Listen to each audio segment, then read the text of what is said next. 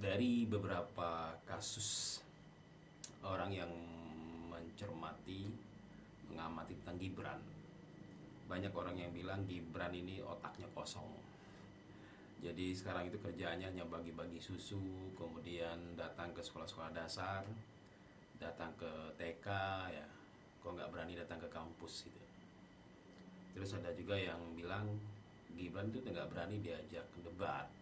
Kemudian Gibran juga nggak mau ngisi-ngisi pidato. Ini point of view saya ya. Dalam teori kepemimpinan sebenarnya memang kita banyak dipengaruhi oleh tentang sosok orang-orang yang intelek itu dianggap orang itu dianggap intelek ketika dia pintar ngomong, ketika dia berbicaranya bisa daki-daki ya, bicara pakai teori-teori macam-macam gitu ya. Itu dianggap sebagai orang intelek. Tapi dalam konteks ini leadership ini kan konteksnya tidak hanya tentang persoalan berbicara, tapi konteksnya bekerja. Ya, banyak pemimpin-pemimpin perusahaan yang mungkin tidak bisa pintar ngomong, tetapi cara bekerjanya efektif dan efisien, optimal gitu. Nah, jadi Indonesia ini kan organisasi pemerintahan ya, sama kayak kita memimpin sebuah perusahaan ya. Nah, masing-masing orang punya teori dan gaya kepemimpinan berbeda-beda. Kalau melihat Gibran apa yang dilakukan di waktu zaman dia sebagai wali kota, banyak hal yang pernah dia lakukan. Dan ketika uh, wawancara dengan media, dia menjawab straight to the point misalkan gitu.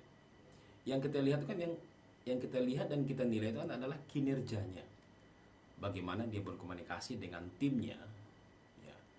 Bagaimana dia mengkomunikasikan apa yang dia lakukan, tidak perlu dia untuk mengucapkannya kan. Bisa saja ada tim Gibran yang akan uh, sebagai tim humas misalkan, atau berbicara tentang konteks apa yang sudah dilakukan oleh Wapres misalnya sebagainya. Mau presiden aja punya PCO, ya, punya jubir presiden dan sebagainya. Jadi jangan kita terjebak kepada orang yang pintar ngomong, orang yang hebat dalam bekerja, belum tentu. Ya, bisa saja orang yang tidak pintar berbicara, speakingnya tidak bagus, speakingnya tidak baik, tetapi bekerjanya efektif dan efisien.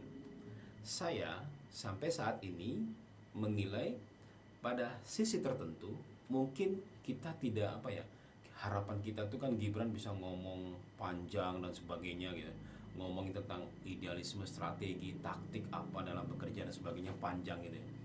Tapi kan kadang-kadang orang yang bicara panjang itu pada prakteknya kerjanya nggak bener, nggak beres gitu ya. Nah, tapi pada sisi tertentu Gibran tidak banyak berbicara, tapi dia bisa jadi efektif dan efisien mengelola timnya sendiri, bagaimana kinerja dia sebagai wapres. Dan itu sudah terbukti waktu dia jadi wali kota. Kalau saya sih point of view saya di sana aja. Kita tinggal melihat bagaimana kinerja Gibran sebagai wapres. Toh sebenarnya juga wapres itu sejak dulu kan hanya sebagai bumper aja ya, ban serep aja sebenarnya ya. Tapi kita sudah sangat senang, mungkin beberapa masyarakat disentuh ya ketika ada apapun Gibran langsung bergerak dan sebagainya.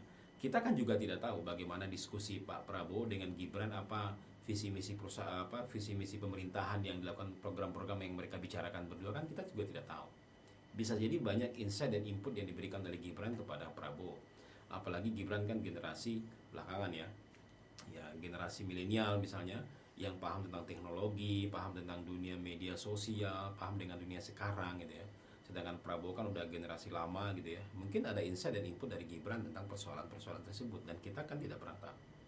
Nah, makanya nanti kita tinggal menilai 5 tahun ini seperti apa. Orang itu pasti bisa bertumbuh ya, tergantung pada orangnya lagi. Orang itu pasti bisa bertumbuh semua. Dan saya yakin pasti Gibran pasti banyak belajar ya, banyak belajar dengan apa yang pengalaman dia sebagai wakil presiden, sebagai wali kota dan sekarang wapres, banyak hal yang dia pelajari. Dan mentor dia kan sudah mentor dia sangat dekat ya. Ada Jokowi, ada Luhut, dan ada orang-orang lain di sekitar dia. Menurut saya begitu ya. Saya pikir kita perlu mengapresiasi dulu dan nanti kita tinggal analisa seperti apa kinerja Gibran ke depan. Salam, saya Adri Syahrizal, CEO Retail Team Indonesia.